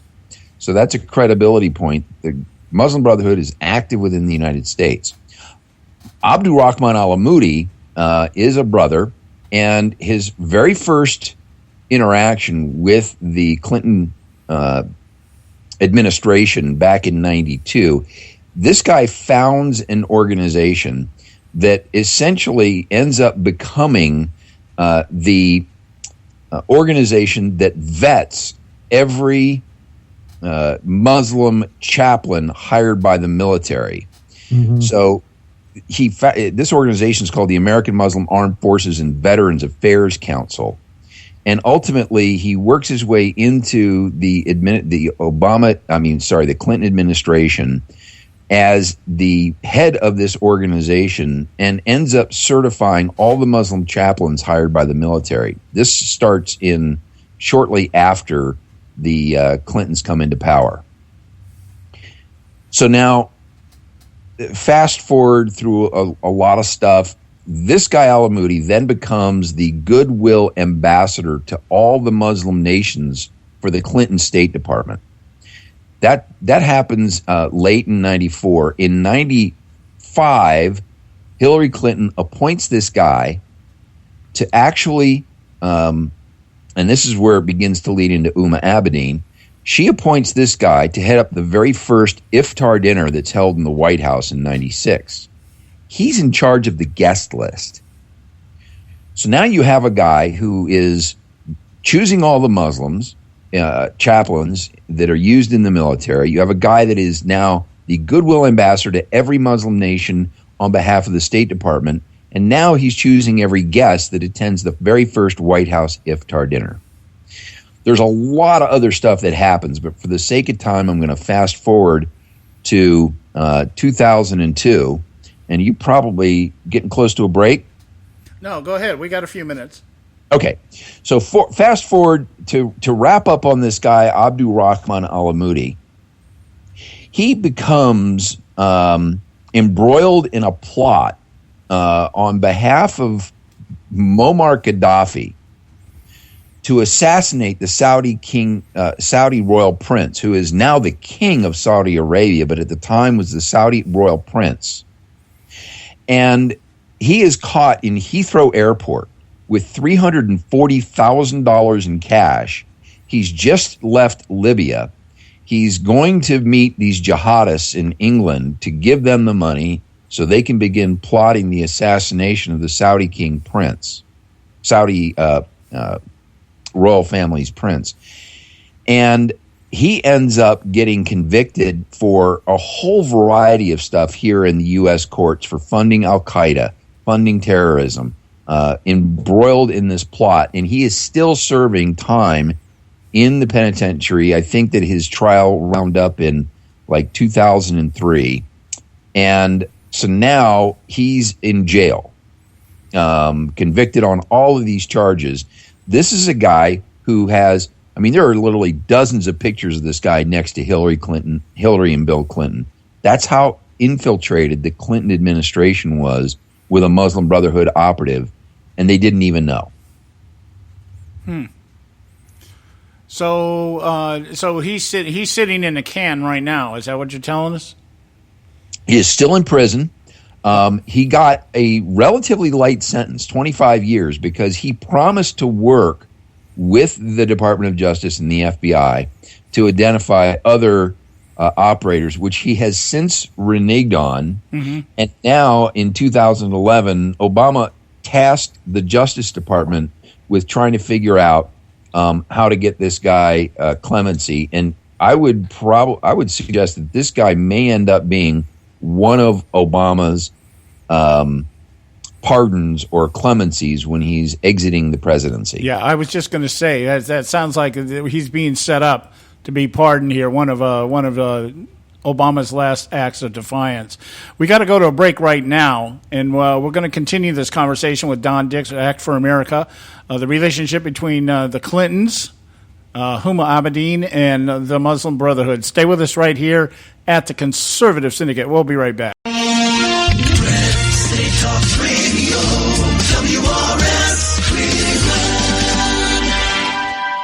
Ever wonder how the credit card companies make their money? Well, think about this. If you owe $25,000 on 5 different credit cards and you make your minimum payments every month, here's what it's going to cost you. Are you sitting down? You'll shell out over $13,000 in additional interest, and it's going to take over 13 years to pay off your original $25,000 balance. That's how they make money. Now it's your turn to fight back by calling the Debt Solutions Network. We'll work on your behalf to reduce your debt. We specialize in credit cards, retail store cards, and medical bills. We promise we can and will reduce your debt. Call right now for a free 15-minute debt analysis. 800-709-4392. 800-709-4392. 800-709-4392. 800-709-4392. Extend your life with Extendovite. When I had a heart attack at 42, I was not sure what the future held. But a year later, the doctors could find nothing wrong with me and took me off all my medication. What did I do? I took a herbal mixture of garlic, cayenne, and a few other herbs mixed in liquid form. I now call this Extendovite. I would have never believed that a few simple herbs could actually change my life like they did. Now it's your turn to see what the powers of garlic and cayenne can do for you. For only $69.95 plus shipping and handling for a 2-month supply of either capsules or liquid, you too can begin on your path to better health. For more information, call 1-877-928-8822. That's 1-877-928-8822. Or visit our website at heartdrop.com. Extend your life with Extendovite. I've owned my company for 14 years now, and I can tell you that payroll is a 4-letter word. I hate doing it. It eats up hours I don't have, and it costs me money I could be saving. But my accountant's too expensive, and I'm not sure who to call, but I know I need help. We're Paychex, and we take all the hassles out of small business payroll. We save you time and money. It's easy. Call, fax, or give us your payroll information securely online, and we take care of the rest. We calculate the correct taxes, manage payments and direct deposits. We even send out your checks. Payroll doesn't need to be a 4-letter word anymore. We're so sure that we can save you time and money that we'll give you a month's payroll free. Just for calling 877-663-3830. Get 1 month's payroll for free. Call Paychex right now. 877-663-3830. That's 877-663-3830. 888-3830. Hey, I don't back anybody unless I believe in them. And I do believe in the value of investing in gold and silver. And the company I trust to buy my gold and silver from is Swiss America. I've been working with them for nearly a decade. I trust them, and you can too. Swiss America will help you sort through and find the best options available when you're considering investing in gold and silver coins. Listen, for over 30 years, Swiss America has been offering Americans what they want in their investments: safety, liquidity, quality, reliability, and a potential profit. Gold and silver have a place in every investor's portfolio. So, why not let Swiss America help you diversify your investment portfolio now? Call now for free information. 800-978-3907, 800-978-3907, 800-978-3907, 800-978-3907. If you've got joint pain, let me ask you a question. Would you like a high-quality knee, back, shoulder, or ankle brace at little or no cost? Now, just in case your reception isn't great, let me ask you again. Would you like a pain-relieving knee, back, shoulder, or ankle brace at little or no cost? Well, if you have Medicare insurance, you could qualify for these pain-relieving braces at little or no cost. And these are high-quality braces. They are very comfortable, and they've helped thousands relieve their pain. Now, I'd like you to imagine going on vacation, playing with your grandkids, just living your life again without pain. The Mobility Hotline is a referral service that connects folks with Medicare coverage and other insurance to accredited companies offering pain-relieving braces at little or no cost. And don't you worry about the Medicare paperwork. They'll handle it all for you. And they'll deliver your braces for free. Call the Mobility Hotline now. The call's free. 1-800-557-6150. 1-800-557-6150. 1-800-557-6150. Don't get your panties all in a bunch. TheConservativeSyndicate.net. And we are back, and you are listening to the Conservative Syndicate, real conservative talk from real conservatives. I'm your host, John Matthews, along with Joe Hakos. And we have Don Dix with us from Act for America doing his weekly contribution, very educational discourse here on the relationship between the Clintons, Huma Abedin, and the Muslim Brotherhood. Now, I have to be totally honest, Don. I mean, you're talking to a guy that has a hard time pronouncing totalitarianism, okay? Yeah, me too. This gentleman that you're talking about, all during the last segment here, who early on hitched his wagon to the Clintons and is now sitting in prison, and as I think rightfully so, will probably be one of the people pardoned come the end of Obama's administration here. What exactly is his name, his last name? His name is, now, as is customary with a lot of these names, they actually morph into a number of different English translations, but essentially it's Abdul Rahman Allah Moody. Allah Moody. Okay, all right. Allah Moody, M-O-U-D-I. Oh, so okay. Allah Moody. It's Abdul Rahman Al-Amudi. Yeah, so a lot of times it'll be spelled A-L, new word, A-M-O-U-D-I. And again, this is I'm like you, man. These names escape me a lot of times, but so this is just a name I have read so many times and spoken so many times now. It just kind of rolls off your tongue. Well, it makes you wonder why they never have to be vetted, is because they can never fit their names in the little space that they give you on the forms, you know. Or if they do enter one name, maybe some of their records are actually under the way the name is spelled or tweaked a little bit differently in its pure Arabic form. Yeah, so it'd be kind of, I don't know, man. It'd be kind of funny to find out the name is really Joseph Smith or something like that, you know. Yep. Anyway, back to your story here, and I don't know if it has any relevance here or if there is any connection, because one of the things I've been really my radar has been on is Huma Abedin's association with her parents' publication, the Islamic publication. I've been told that the father it wasn't really that radical, but the mother's kind of radicalized. And I was just wondering if this guy had any connection with that. Or, I mean, I guess what I'm getting at is, how does Huma Abedin come into the picture? At what point does she appear in the Clinton collage here? Sure. Well, she was born in America, and at about the age of 2, her parents move over to Saudi Arabia. And they move over to Saudi Arabia. They begin work with an organization that's run essentially by a guy named, another one of these names, Abdullah Omar Nassif. So this is where Huma Abedin's father, Mr. Abedin, where he begins working with something called the Journal of Muslim Minority Affairs. And, right. And subsequently, by the way, so his name is Dr. Zaid Abedin.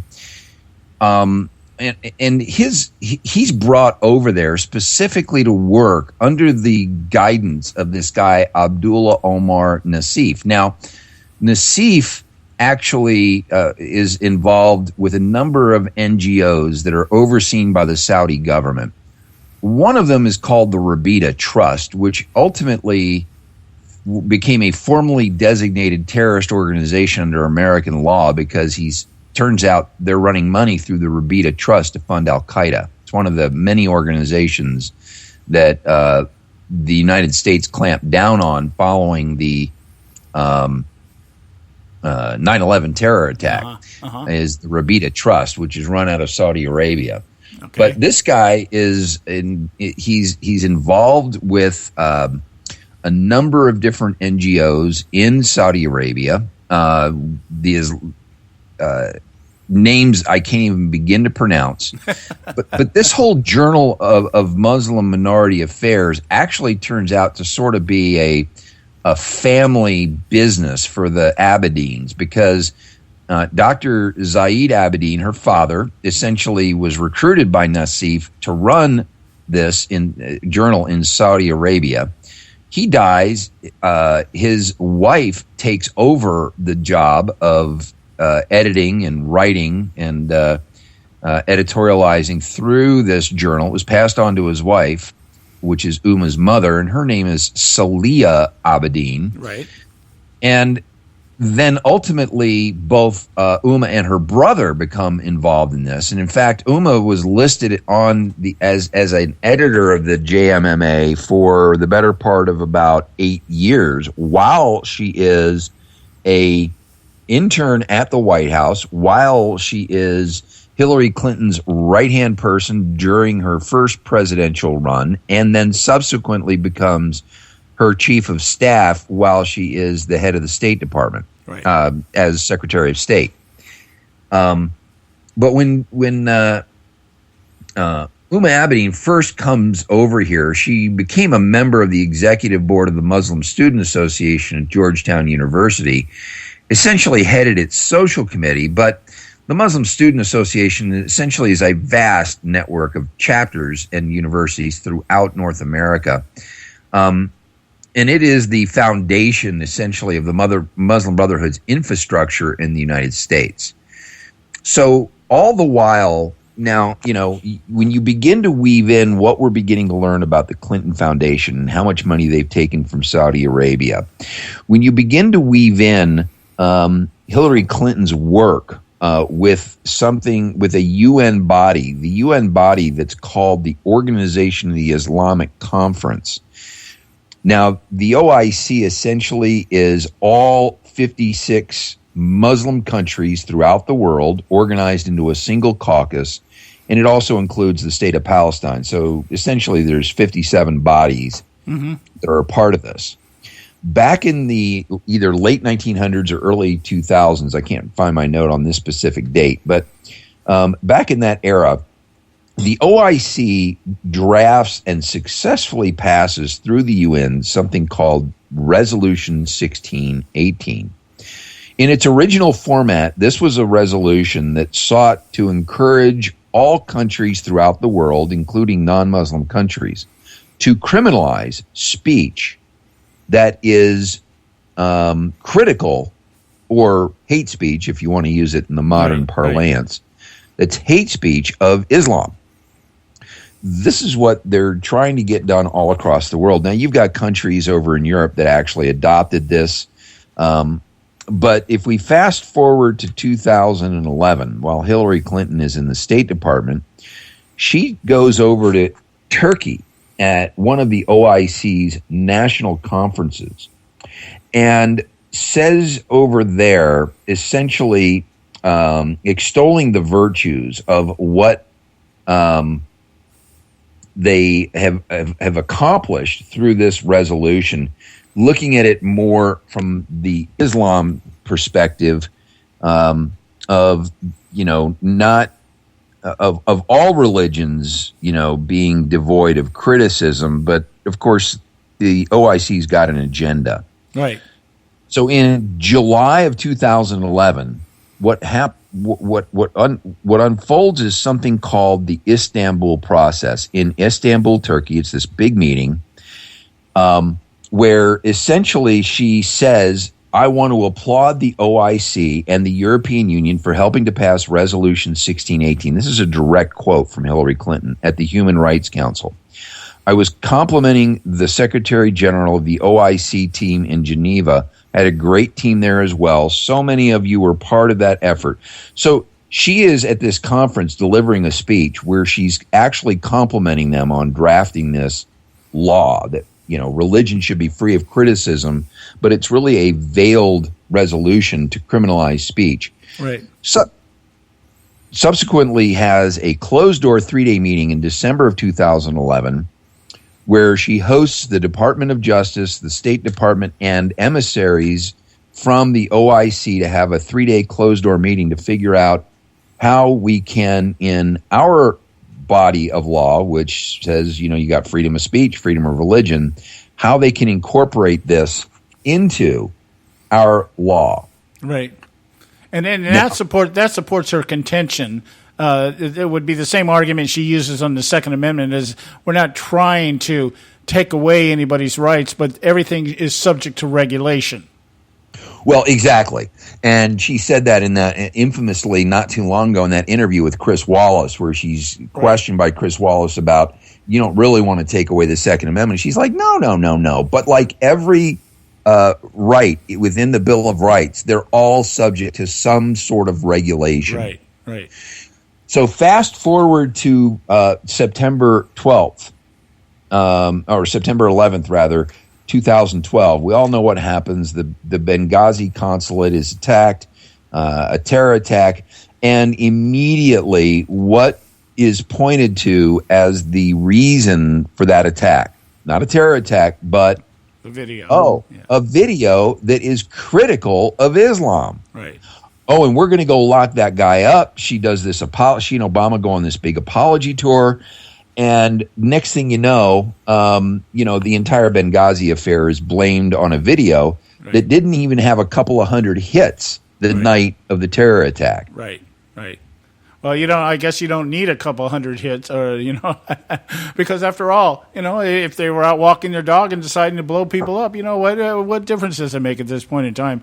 We've got to take a quick break here. We're talking with Don Dix from Act for America, doing his weekly contribution here at the Conservative Syndicate. Very interesting stuff. Stay with us. We'll be right back. There is an old saying, children should be seen but not heard. At no time is this more apparent than when politicians speak. TheConservativeSyndicate.net, the adults in the room. Hey folks, if you're like me, you don't place a whole lot of trust in today's media for the real truth and facts regarding the volatile world of finance and politics. When I want the real scoop on money, I go to the most trusted source I know, my good friend and colleague, Bob Cardosa. Bob is a noted expert with a PhD in international finance who airs his nationally known, globally syndicated show, Robert Cardosa Live Daily, Monday through Friday, 3 to 5 p.m. Pacific Time. With Bob, you get the right information at the right time from someone who knows his business and can help you make the right decisions concerning yours. Again, Bob airs daily, Monday through Friday, 3 to 5 p.m. Pacific Time. Visit his website at robertcardosalive.com for information regarding stations and topics. That's robertcardosalive.com. Check Bob out. You'll be glad you did.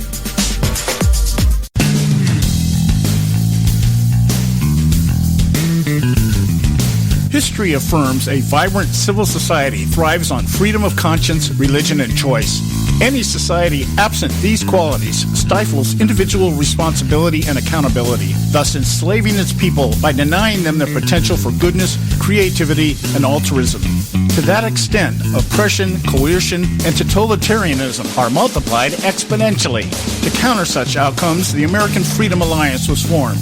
The AFA is a nonpartisan, non-aligned movement which promotes, defends, and upholds Western values and ideals. The Alliance strives to build an international coalition of citizens of the West who together promote and protect moral values, democracy, and freedom. To find out more and become part of this valuable asset in the preservation of freedom and all its rewards, contact us at AmericanFreedomAlliance.org. That's AmericanFreedomAlliance.org. Let freedom ring.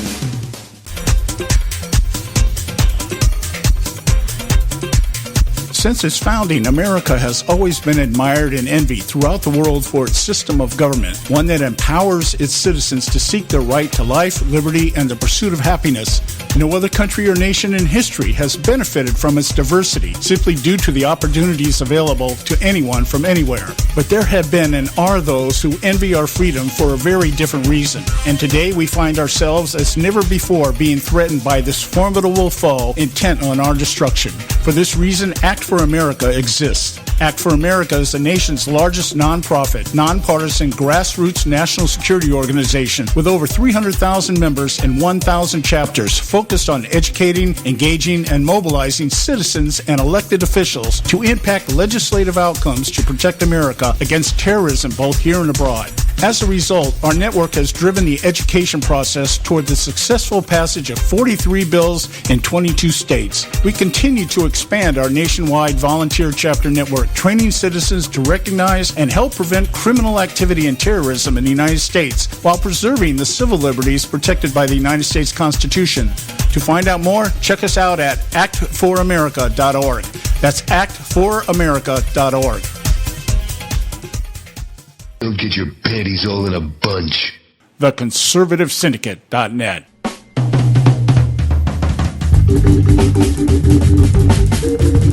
All right, hey, we're back, and you're listening to the Conservative Syndicate, real conservative talk from real conservatives. I'm your host, John Matthews, along with Joe Hakos. We've got Don Dix with us, doing his weekly segment with us. Don, I want to ask you a question here. How in the world, I don't even, I'm sure you can't probably answer this, but how in the world does somebody like Huma Abedin get a security clearance? Well, you know, it's funny you should bring that up. Andrew McCarthy, who prosecuted the blind sheikh for the 1993 World Trade Center bombing, has written extensively about this. Talked about Form, I think it's called 86, that anyone who is not an elected official has to complete in order to be able to get an employee of the government, which Huma Abedin was as Hillary Clinton's chief of staff working at the State Department. They have to complete this form. And in this form, she would have had to have revealed. Now, you know, to give context to this, if you go back to, you know, maybe even 10 or as short a distance time ago as 10 years, but back into the time when, you know, we were dealing with the Cold War and communism, there are plenty of examples where individuals are denied security clearances because they have a third cousin, like 42 times removed, that was involved in the communist government of Hungary or Russia or, you know, something back then. And because of that, you know, family relationship, I'm being a little absurd, but because of that family relationship, they were denied employment because they could not qualify for the top security clearance they needed for that position. So here you have a clear example of someone who is involved with, you know, this individual. And all of the interesting thing is all of this is open source. There's a Vanity Fair article that lays to bear all this stuff. It's all hiding in plain sight. You know, Huma Abedin, I mean, it's an article about Huma Abedin, and she's quite upfront about a lot of this stuff. But when you begin to look at the relationships that her father had and who her mother was, who essentially founded the female version of the Muslim Brotherhood, that the writings of her mom and her family through this Journal of Muslim Minority Affairs, where they're literally advancing Sharia law, where they're it's one step removed from advancing the agenda of the Muslim Brotherhood throughout both the Islamic world as well as the non-Muslim world. Right. How in the world Uma Abedin gets a security clearance is beyond any logical thinking. In point of fact, in 2012, you had several Congress people led by Michelle Bachmann who filed letters of concern, if you want to call them this, asking the not the investigative general, the IG. Right. What do you call an IG? What's the term? I've lost it. Inspector General. Inspector General. Yeah. Yeah. So Michelle Bachmann is calling on the Inspector General of 5 different departments to look into several things. And when it comes to the State Department, one of the things she wants to know is how in the world did Uma Abedin ever get a security clearance? Yeah. And Michelle Bachmann, if you remember, was vilified on the Senate floor by several Congress people on the House floor. I'm sorry, and then John McCain on the Senate floor, and Marco Rubio as well. Right. John, I asked the same question: how the hell did Barack Obama get a security clearance? Yeah.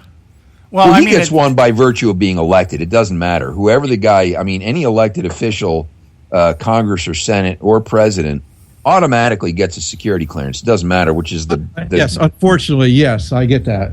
Yeah, I'm beginning to think we should have a list of things, a checklist of things that people, when they run for a high public office like this, one, hey, you have to be able to tell us what the Constitution says. You have to be able to read and write English. And here we can add another one. You have to be able to get a security clearance. One of the things we're hearing right now is that if Hillary Clinton today was to apply for a security clearance, she wouldn't get it. She doesn't deserve one. And the other thing they need to be able to do is they need to be able to spell USA. Yeah. Right. So somewhere along the line, going back over all this, and unfortunately, I could literally do an 8-hour class on this stuff and still not cover everything. I've skipped over so much stuff because people might, that are listening to this might be, is that all you got? No, trust me. It goes on and on and on and on forever. I've only skipped over and hit some of the highlights. Well, what we're going to do, Don, because we're coming up at the end of the show here, what we're going to do, though, is I'm going to continue to, if I can use the word, task you with this. And between now and November, we've got, a little under 70 days here. And take away the weekends. We've got a few hours that we can devote to this because, this is really the crux of the entire problem that we face today is the ignorance of not only the American people as to what's going on in their government, but the ignorance or the outright, just not doing what they're supposed to do. People that are in office that are supposed to know the laws, are supposed to know how this stuff is all how it all takes place. And if I call it complicity. Yeah, there you go. Guilt by complicity. Yeah, that kind of thing. So, we'll be able to give you more than 8 hours over the next few weeks to do this, and then we'll just continue this. You got about a minute here, if you would plug your program and then anything else you want to sell right now. Well, thank you very much. You have a very kind PSA there that talks about Act for America. Folks can go to actforamerica.org, get more information about the organization, even find a local chapter that they can plug into on the map that's a part of the website. Daily, I'm on the out here on the West Coast, a station AM 590, The Answer, KTIE, the Jen and Don show, where we talk about, basically headline news, all the stuff going on with the election, the stuff that broke over the weekend with the FBI. I'm sure you guys have been talking about that as well. A little bit about Hillary's coughing fit. So folks can find us at AM 590, The Answer. All right, my friend. I appreciate it so much, and we'll have you again next time, and just continue this. We're just going to keep continuing. Thank you so much. Awesome. Thank you, John. Okay, guys, we're coming up on the end of the show, and I just want to make one quick comment here. I mentioned it earlier about Hillary Clinton out there mentioning about the Russians hacking the DNC servers and why there's going to be misinformation. We got to let the DHS take over elections. And lo and behold, as we were talking here, Nancy Pelosi comes out and says, we can't use any of this news from the DNC hacks on the emails because it came from Russia. Okay, and so I told you, this is the narrative. This is how it's coming down. We'll be back tomorrow, same time out here at 3 o'clock on the left coast and 6 o'clock on the east coast. And visit our website, theconservativesyndicate.net. We love you guys. Thanks for your loyalty. We'll talk to you tomorrow.